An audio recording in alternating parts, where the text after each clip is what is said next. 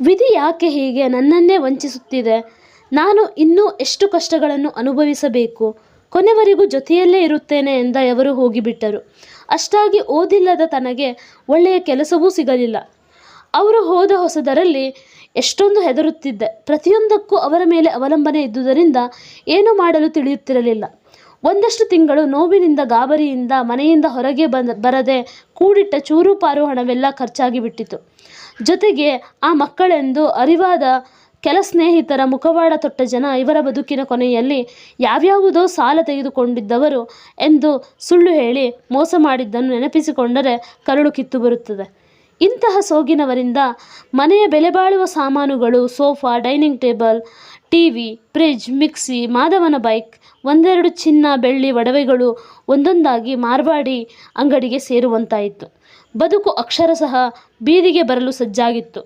ಅಂಗಡಿ ಸೀನನ ಅಪ್ಪ ತಿರುಪಯ್ಯ ಬಂದು ಬೈದು ಬುದ್ಧಿ ಹೇಳದಿದ್ದರೆ ನನ್ನ ಸಂಸಾರದ ಗತಿ ಏನಾಗುತ್ತಿತ್ತೋ. ಅವತ್ತು ಮಟಮಟ ಮಧ್ಯಾಹ್ನದ ಒಂದು ದಿನ ಮನೆಗೆ ಬಂದವರು, ನೋಡಿ ತಾಯಿ, ಮಾಧವ ಬೆಳವನಾದರೂ ಸಭ್ಯಸ್ಥ. ಯಾವತ್ತೂ ಹೆಂಡತಿ ಮಕ್ಕಳನ್ನು ಕಡೆಗಣಿಸವನೇ ಅಲ್ಲ. ಏನೋ ಗ್ರಹಚಾರ, ದೇವರು ಬೇಗ ಕರ್ಕೊಂಡ್ಬಿಟ್ಟ. ಅವನು ಹೋದ ಅಂತ ಮನೆ ಸಾಮಾನುಗಳೆಲ್ಲ ಹೀಗೆ ಮಾರಿ ಸಂಸಾರ ನಡೆಸೋದು ತಪ್ಪಮ್ಮ. ಹೆಣ್ಣು ಮನಸ್ಸು ಮಾಡಿದರೆ ಯಾವುದೂ ಕಷ್ಟವಲ್ಲ. ಏನಾದರೂ ಕೆಲಸ ಮಾಡಿ ಜೀವನ ಮಾಡಿ ಎಂದು ತಿಳಿ ಹೇಳಿದ್ದರು. ಆಗ ಇವರು ತೀರಿಕೊಂಡು ವರ್ಷದ ಸನಿಹವೇ ಆಗಿತ್ತು. ಬುದ್ಧಿ ಹೇಳಿದ ಹಿರಿಯರ ಮಾತುಗಳು ಚೆನ್ನಾಗಿ ಮನದಟ್ಟಾಗಿ ತನಗೆ ಬರುವ ಅಡಿಗೆ ಕೆಲಸವನ್ನೇ ವೃತ್ತಿಯಾಗಿ ತೆಗೆದುಕೊಂಡಿದ್ದೆ.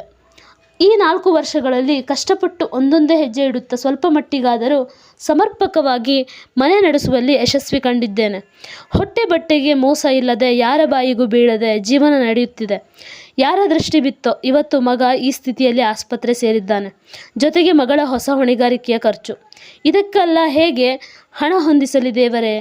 ದಿಂಬು ಕಣ್ಣೀರಿಂದ ತೊಯ್ದು ಹೋಗಿತ್ತು. ಏನಾಗಲ್ಲಮ್ಮ, ಬೇಗ ಹುಷಾರಾಗಿ ಬಿಡ್ತಾನೆ ಮಗ, ಸಮಾಧಾನ ತಂದ್ಕೋ. ಕಷ್ಟಗಳು ನಮಗಲ್ಲದೆ ಮರಕ್ಕೆ ಬರುತ್ತೆಯೇ? ಏಳೇಳು ಮೃದುವಾಗಿ ತಲೆ ನೆವರಿಸಿ ನುಡಿದ ಅಂತಃಕರಣದ ನುಡಿಗೆ ತಲೆ ಎತ್ತಿದಳು. ಇಷ್ಟಕ್ಕೆಲ್ಲ ಕುಂಕುಮ ಇಟ್ಟುಕೊಂಡು ಸಾತ್ವಿಕ ಕಳೆಯ ಹೆಂಗಸು. ಮಲ್ಲಿಗೆ ಹೂದಂಡೆಯನ್ನು ಪುಟ್ಟ ತುರುವಿಗೆ ಸುತ್ತಿಕೊಂಡ ಶುಭ್ರವಾದ ಹಳದಿ ಬಣ್ಣದ ಹತ್ತಿಯ ಸೀರೆ ಉಟ್ಟಿದ್ದರು. ಬಿಳುಪಾದ ಮೈ ಬಣ್ಣಕ್ಕೆ ಉಟ್ಟ ಸೀರೆಯ ಬಣ್ಣ ಬಹುವಾಗಿ ಒಪ್ಪುತ್ತಿತ್ತು. ಸುಮಾರು 60 ವರ್ಷ ಮೀರಿದಾಕೆಯ ಕಳಕಳಿಯ ಮಾತಿಗೆ ಕಣ್ಣೊರೆಸಿಕೊಂಡು ಮೇಲೆದ್ದಳು. ನಾನು ಮುಕ್ತಾಬಾಯಿ ಅಂತ. ಪಕ್ಕದ ಬೆಡ್ಡನ್ನು ತೋರಿಸುತ್ತಾ, ಇವರು ಕೇಶವಣ್ಣ, ನಮ್ಮ ಯಜಮಾನ್ರು. ಮೊನ್ನೆ ಸ್ನಾನ ಮಾಡುವಾಗ ಬಚ್ಚಲು ಮನೆಯಲ್ಲಿ ಜಾರಿ ಬಿದ್ದು ಬೆನ್ನು ಮೂಳೆಗೆ ಪೆಟ್ಟಾಗಿದೆ. ಇನ್ನು ಸ್ವಲ್ಪ ದಿನದಲ್ಲಿ ಸರಿಯಾಗುತ್ತೆ ಅಂದಿದ್ದಾರೆ ಡಾಕ್ಟ್ರು. ನೀನೇನು ದುಃಖ ಪಡಬೇಡ. ಶ್ರೀಧರ್ ಡಾಕ್ಟ್ರು ಕೈಗುಣ ಅಂದರೆ ಸುಮ್ಮನೆನಾ? ಬೇಗ ನಿನ್ನ ಮಗನು ಹುಷಾರಾಗ್ತಾನೆ. ಊಟ ಮಾಡಿದ್ಯಾಮ್ಮ ಎಂಬ ಮಾತು ಕೇಳಿ ಮರೆಯಾಗಿದ್ದ ಹಸಿವು ಭುಗಿಲೆದ್ದಿತು.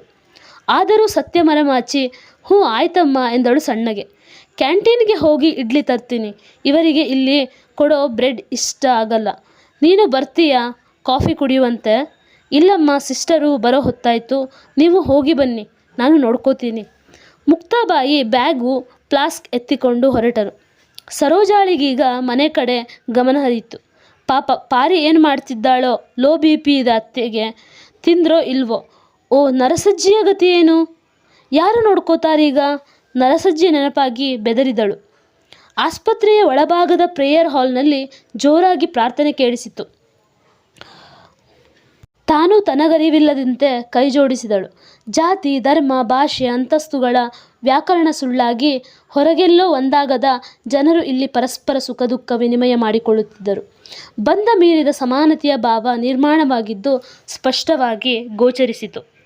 ಮುಕ್ತಾಬಾಯಿ ಕಾಫಿ ತುಂಬಿದ ಫ್ಲಾಸ್ಕ್ ಮತ್ತು ತಿಂಡಿಯ ಪೊಟ್ಟಣಗಳಿದ್ದ ದೊಡ್ಡ ಕವರು ಹಿಡಿದು ಉಸ್ಸಫಾ ಎನ್ನುತ್ತಾ ಒಳಗೆ ಬಂದರು. ತಗೋಮ್ಮ, ನಿನಗೂ ನಿನ್ನ ಮಗನಿಗೂ ಇಡ್ಲಿ ತಂದಿದ್ದೇನೆ, ತಿಂದು ಸುಧಾರಿಸಿಕೊ. ಅಯ್ಯೋ, ಯಾಕಮ್ಮ ತಂದ್ರಿ?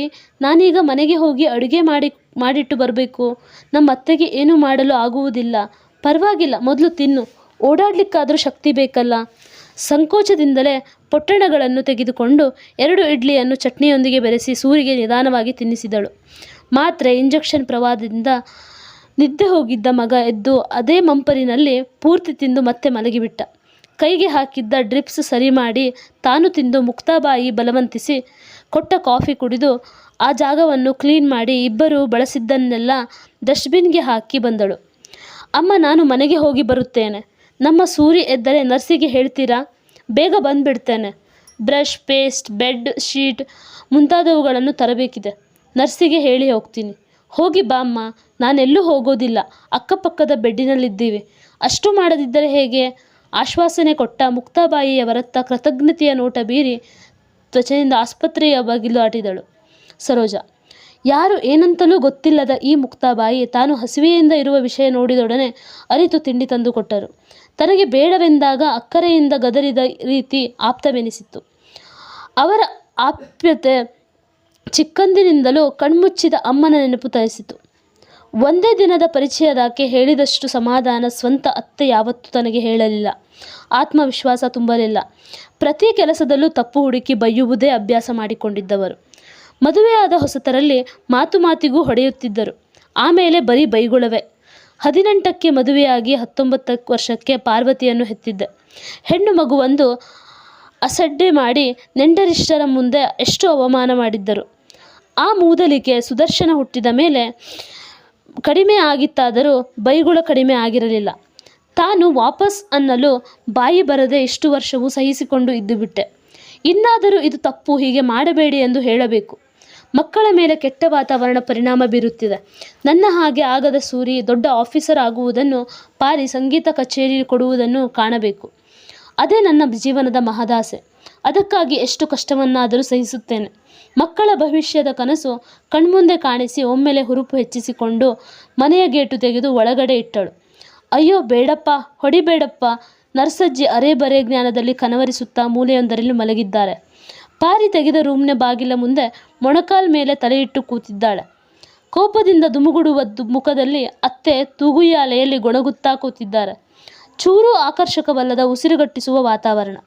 ಸರೋಜ ಬಾಗಿಲು ನೂಕಿ ಬಂದೊಡನೆ ಹೊಸ ಗಾಳಿಗೆ ಒಳಬರಲು ಒಂದಷ್ಟು ಚಾಲನೆ ಸಿಕ್ಕಿತು. ಸದ್ಯ ಬಂದ್ಯಲ್ಲ, ನಿಂಗೆ ಬೇಕಿತ್ತೇನೆ ಇದೆಲ್ಲ. ಈ ಕಿವುಡಜ್ಜಿನ ಮನೆಗೆ ಕರ್ಕೊಂಡ್ಯಲ್ಲ, ಆಗಲೇ ಇವಳ ದರಿದ್ರ ನಮಗೆ ಅಂಟ್ಕೋತು. ನಮ್ಮ ಮಗುವಿಗೆ ಆಕ್ಸಿಡೆಂಟ್ ಆಗಿ ಹೋಯಿತು. ಆಚೆ ಕಳಿಸು ಮೊದಲು. ಬೆಳಗ್ಗೆಯಿಂದ BP ಮಾತ್ರೆ ಗತಿಯಿಲ್ಲ. ಹೊಟ್ಟೆಗಿಲ್ಲದೆ ಸಾಯ್ತಾ ಇದ್ದೀನಿಲ್ಲಿ. 10 ನಿಮಿಷ ಅತ್ತೆ, ಅನ್ನ ಸಾರು ಮಾಡಿಬಿಡ್ತೀನಿ. ಪಾರಿ, ಎದ್ದೆ ಅಮ್ಮ, ಹಾಲು ಕುಡಿತೀಯಾ? ಕೊಡ್ಲಾ? ಕೈಕಾಲು ಮುಖ ತೊಳೆದು ಟವಲನ್ನು ಒರೆಸಿಕೊಳ್ಳುತ್ತಾ ಅತ್ತೆ ಮಗಳ ವಿಚಾರಿಸೋಣ ಕೊಂಡಳು. ಬೇಡಮ್ಮ, ಸೂರಿ ಹೇಗಿದ್ದಾನೆ ಈಗ? ನಾನು ಬರಲಾ ನಿನ್ನ ಜೊತೆ ಆಸ್ಪತ್ರೆಗೆ? ಡಾಕ್ಟರ್ ಏನು ಹೇಳಿದರು? ಪಾರಿ ತಮ್ಮನ ಬಗ್ಗೆ ಕೇಳಿದಳು. ಏನೂ ಅಪಾಯ ಇಲ್ವಂತೆ ಕಣೆ. ಅದೇನೋ ಚಿಕ್ಕದಾಗಿ ಮೂಳೆ ಸಂಧಿ ಬಿರುಕು ಬಿಟ್ಟಿದೆ ಅಂತೆ. 1 ವಾರದಲ್ಲಿ ಸರಿ ಹೋಗುತ್ತದೆ ಅಂದರು. ನಾನೀಗ ಅಡುಗೆ ಮಾಡಿಬಿಟ್ಟು ಸೂರಿ ಬಟ್ಟೆ ಬರಿ ತೆಗೆದುಕೊಂಡು ಹೋಗ್ತೀನಿ. ಬೆಳಗ್ಗೆ ಬರ್ತೀನಿ. ಹುಷಾರಾಗಿ ಬಾಗಿಲು ಹಾಕಿಕೊಂಡು ಮಲಗಿ. ಸೌದೆ ಒಲೆಯಲ್ಲಿ ಹಳೆಯ ಇದ್ದಿಲ ಮೇಲೆಯೇ ಒಣಗಿದ ದೊಡ್ಡವೆರಡು ಸಣ್ಣವೆರಡು ಸೌದೆ ಜೋಡಿಸಿ ಕಡ್ಡಿಗೀರಿ ಊರಿ ಪ್ರಖರವಾಗುತ್ತಿದ್ದಂತೆ ಅಕ್ಕಿ ಬೇಳೆ ಇಟ್ಟು ಕುಕ್ಕರ್ ಏರಿಸಿದಳು. ಆ ದುಡ್ಡು ಕೊಟ್ಟಿದ್ನಲ್ಲ, ಎಲ್ಲಿಟ್ಟಿದ್ದೀರಾ ಅತ್ತೆ? ಬೆಳಗ್ಗೆ ಆಸ್ಪತ್ರೆಯಲ್ಲಿ ದುಡ್ಡು ಕಟ್ಟಬೇಕು, 2000 ರೂಪಾಯಿ ಅತ್ತೆಯನ್ನು ಕೇಳಿದಳು. ಸೊಂಟದಲ್ಲಿ ಸಿಕ್ಕಿಸಿಕೊಂಡಿದ್ದ ಸೀರೆಯ ಬಾಳೆಕಾಯಿಯಿಂದ 3000 ತೆಗೆದು ಕುಳಿತಿದ್ದ ಉಯ್ಯಾಲೆ ಮೇಲಿಟ್ಟು, ತಗೋ, ಹೊಟ್ಟೆ ಸಂಕಟ ಆಗ್ತಿದೆ. ಮಾತ್ರೆ ಅದೆಲ್ಲಿದೆಯೋ ತಕ್ಕೊಂಡು ಏನೋ ಒಂದು ಅಡುಗೆ ಮಾಡಿ ಬೇಗ ತಂದು ಬಡಿಬಾರ್ದಾ? ನೀನು ಬಂದೆ, ನನ್ನ ಮನೆ ಹಾಳಾಗಿದೆ. ಬೇಡದ ಇಂಥ ಅನಿಷ್ಟಗಳನ್ನು ಕರ್ಕೊಂಡು ಬಂದರೆ ಮನೆ ಎಕ್ಕುಟ್ಟಿ ಹೋಗಲ್ವೇನೋ. ಅಸಹಾಯಕತೆ ಕೋಪದ ಮಾತು ಮುಂದುವರಿಸಿದರು. ಅತ್ತೆಗೆ ಸಮಾಧಾನ ಮಾಡುತ್ತಲೇ ಅನ್ನ ಬೇಳೆ ಸಾರು ತಯಾರಿಸಿಟ್ಟು ಬೇಗನೆ ರವೆ ಹುರಿಯತೊಡಗಿದಳು. ಒಂದು ಪಾತ್ರೆಗೆ ನೀರು ಹಾಕಿ ಸಕ್ಕರೆ ಕರಗಿಸಿ ಹುರಿದ ರವೆ, ಏಲಕ್ಕಿ ಪುಡಿ ಬೆರೆಸಿ ತಡುವಾದ ರವೆ ಗಂಜಿ ಮಾಡಿ ಬಟ್ಟಲಿಗೆ ಹಾಕಿದಳು. ದೇವರ ಗುಡಿನಲ್ಲಿ ದೀಪ ಹಚ್ಚಿ ನಮಸ್ಕಾರ ಮಾಡಿ ಎಲ್ಲರನ್ನೂ ಕಾಪಾಡು ಅಂತ ದೇವರಲ್ಲಿ ಮೊರೆಯಿಟ್ಟು, ಅತ್ತೆ ಅಡಿಗೆ ಆಗಿದೆ, ಊಟ ಮಾಡಿ ಬನ್ನಿ ಅಂತ ಕರೆದು ಒಂದು ತಟ್ಟೆಯಲ್ಲಿ ಅನ್ನ ಸಾರು ಬಡಿಸಿ ಮಗಳ ರೂಮಿನಲ್ಲಿಟ್ಟು ರವೆ ಗಂಜಿ ಇದ್ದ ಬಟ್ಟಲನ್ನು ಎತ್ತುಕೊಂಡು ನರಸಜ್ಜಿ ಬಳಿ ಬಂದು ಮೆಲ್ಲಗೆ, ಅಜ್ಜಿ ಹೇಳ್ತೀರಾ? ಗಂಜಿ ಕುಡಿದು ಮಲಗಿ. ಎದ್ದೇಳಿ ಅಜ್ಜಿ ಕರೆದಳು. ನರಸಜ್ಜಿ ಮಾತನಾಡಲಿಲ್ಲ. ಮೈ ಮುಟ್ಟಿ ನೋಡಿದಳು. ಜ್ವರ ಇನ್ನೂ ಕಡಿಮೆಯಾಗಿರಲಿಲ್ಲ.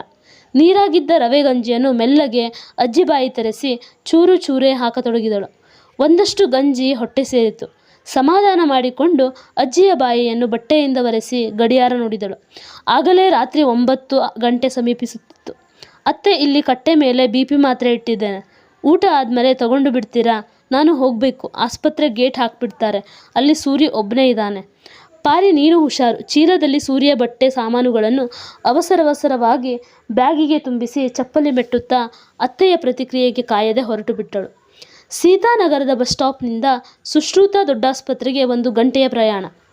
ಟಿಕೆಟ್ ತೆಗೆದುಕೊಂಡ ಸರೋಜಾ ಡ್ರೈವರ್ ಬಳಿ, ಅಣ್ಣ ಆಸ್ಪತ್ರೆ ಗೇಟ್ ಹತ್ರ ಗಾಡಿ ನಿಲ್ಲಿಸ್ತೀರಾ? ಬಸ್ ಸ್ಟಾಪ್ನಿಂದ ಅಷ್ಟು ದೂರ ನಡೆಯೋ ಹೊತ್ತಿಗೆ ಗೇಟು ಮುಚ್ಚಿಬಿಡ್ತಾರೆ. ನನ್ನ ಮಗನಿಗೆ ಆಕ್ಸಿಡೆಂಟ್ ಆಗಿ ಅಡ್ಮಿಟ್ ಆಗಿದ್ದಾನೆ ಬೇಡಿಕೊಂಡಳು. ಆಯಿತು, ಅಲ್ಲೇ ಬಿಡೋಣಕ್ಕ. ಇವತ್ತೇನು ಬಸ್ ರಶ್ ಇಲ್ಲ, ಬೇಗನೆ ಹೋಗ್ಬೋದು ಅಂದವನ ಕಣ್ಣಲ್ಲಿ ಆ ವೇಳೆಯಲ್ಲಿ ಒಂಟಿ ಹೆಂಗಸಿನ ಸ್ಥಿತಿಗೆ ಕನಿಕರ ಮೂಡಿತ್ತು. ಸರೋಜಾಳ ಸದ್ಯದ ಆತಂಕ ಮರೆಯಾಗಿ ಡ್ರೈವರಿಗೆ ಕೈ ಮುಗಿದು ಒಂದು ಕಡೆ ಕೂತಳು. ಮುಂದೆ ಸರೋಜಾನ ಲೈಫ್ನಲ್ಲಿ ಏನಾಗುತ್ತೆ ಅನ್ನೋದನ್ನು ನಾವು ಮುಂದಿನ ಎಪಿಸೋಡ್ನಲ್ಲಿ ತಿಳಿದುಕೊಳ್ಳೋಣ. ಕತೆ ಇಷ್ಟ ಆದರೆ ಲೈಕ್ ಮಾಡಿ, ಶೇರ್ ಮಾಡಿ, ಸಬ್ಸ್ಕ್ರೈಬ್ ಮಾಡಿ. Thank you.